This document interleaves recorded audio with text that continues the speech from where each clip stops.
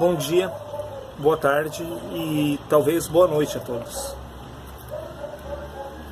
Hoje eu venho com um assunto um pouco diferente, todos na verdade vão ser um diferente do outro, mas esse é referente à união entre a igreja e os bancos. E antes de dar sequência, devo esclarecer para o amigo que existem vários níveis de hierarquia que devem ser observadas e respeitadas nesse mundo. Porém, existe uma que se sobressai entre as demais, a qual trata da lei de Deus. Lei essa que está sendo ignorada principalmente pelo povo cristão. Pois assim como a lei federal se sobressai à estadual, também a lei de Deus se sobressai à lei do homem, ou pelo menos o deveria. Porém, não é bem isso que está acontecendo. É incrível a capacidade cognitiva que os cristãos têm de enxergar os fatos sempre pelo ponto de vista racional.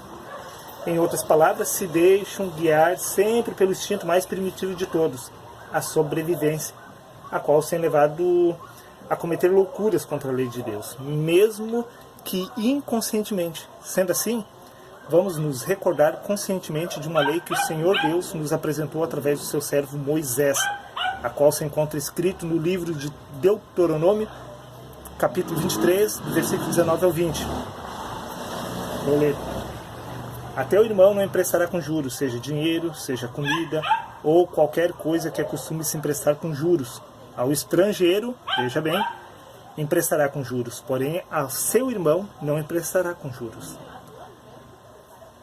O que se percebe, segundo a lei de Deus, ao estrangeiro era permitido que se prestasse com juros. Em outras palavras, os bancos e as financeiras nacionais não deveriam prestar dinheiro com juros a nós brasileiros, pelo menos os bancos brasileiros. Mas essas instituições agem segundo as leis dos homens, ou seja, segundo a lei estabelecida pelo governo brasileiro, e não segundo as leis de Deus.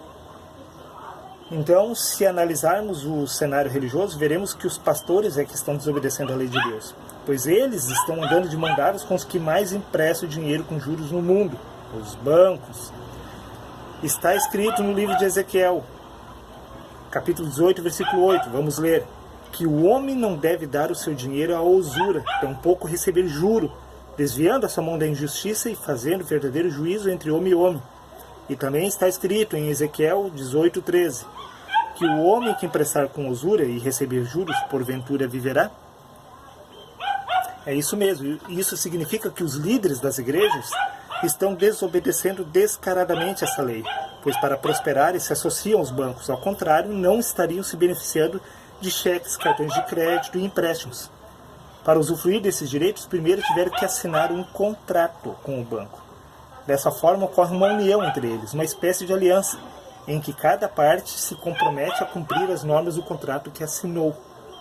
Para que esse contrato tenha valor perante a lei, deve haver concordância entre ambas as partes.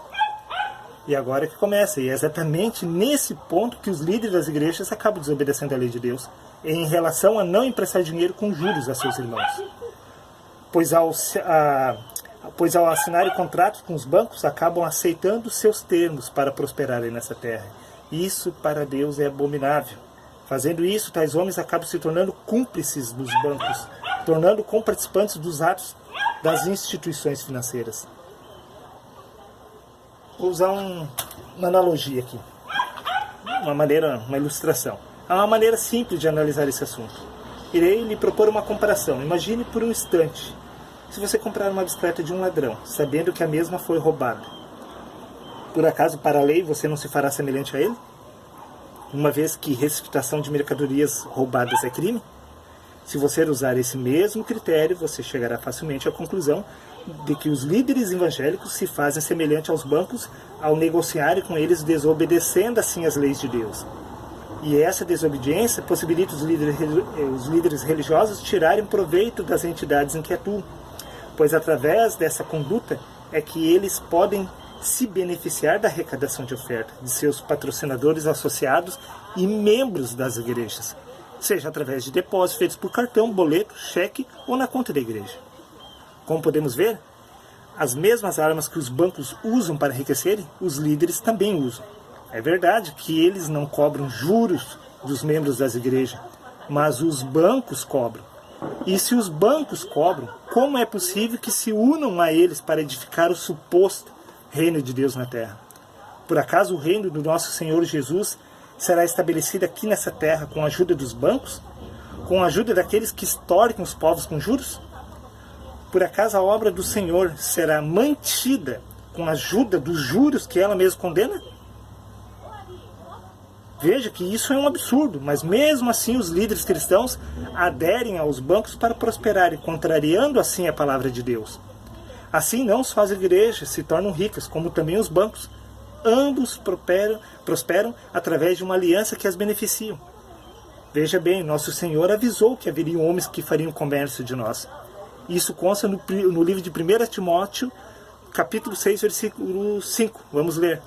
Homens cuja mente é pervertida e privados da verdade, supondo que a piedade é fonte de lucro. É de indignar, mas tais líderes incentivam o povo de Deus à prosperidade financeira, supondo que a riqueza de Deus seja a riqueza deste mundo.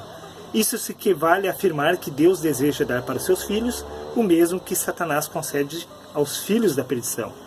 Isso é exatamente o que as pessoas mundanas desejam. Paulo, em 1 Timóteo, capítulo 6, versículo 8 e 9, advertiu o povo cristão a se despojar dos bens deste mundo. Pois ele diz, tendo sustento e com que nos vestir, estejamos contentes. Ora, os que querem ficarem ricos caem em tentação e cilada, e em muitas concupiscências insensatas e perniciosas, as quais afogam os homens na ruína e na perdição. Porém, veja bem, mesmo sabendo disso, muitos líderes incentivam essa tal prosperidade, conforme Jeremias, capítulo 5, versículo 31. Os profetas profetizam falsamente, e os sacerdotes dominam de mãos dadas com eles, e é o que deseja o meu povo. Porém, que fareis quando essas coisas chegarem ao seu fim? E ainda continua em Jeremias, capítulo 7, versículo 10. Sim, depois vindes, vos pondes diante de mim nesta casa que se chama pelo meu nome, e dizeis, estamos salvos. Sim, só para continuares a praticar essas abominações, diz o Senhor. É evidente que esses líderes cristãos andam de mão dadas com os bancos, pois fitando os olhos neste mundo, eles se entregam à luxúria e ao despojo deste mundo.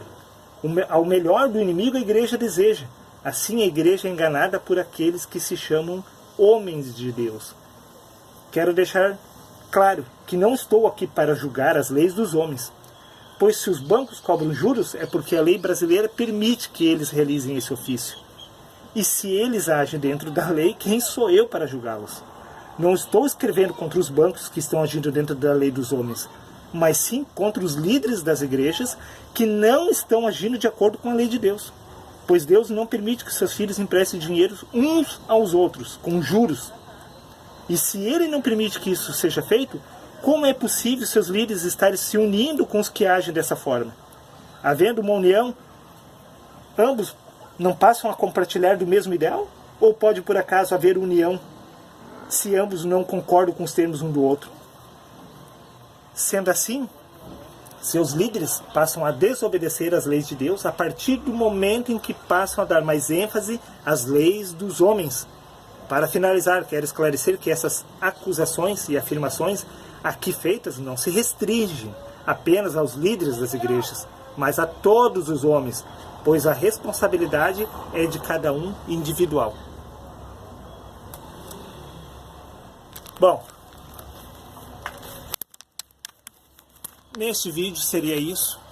O que me propus a fazer, acabei fazendo, relatando o que da minha parte havia determinado o dia inteiro. Cheguei hoje no final do dia do trabalho e publiquei esse vídeo sabendo que muitas pessoas não vão se agradar, mas tenho certeza que da parte de Deus eu fiz o que deveria ter feito. Espero que todos também tenham a consciência limpa, que possam dormir tranquilo diante de Deus. Seria isso, meus amigos. Espero que vocês continuem assistindo o canal. Da minha parte, vou me esforçar para trazer à luz a verdade de Deus, independente do conhecimento humano. Abraços.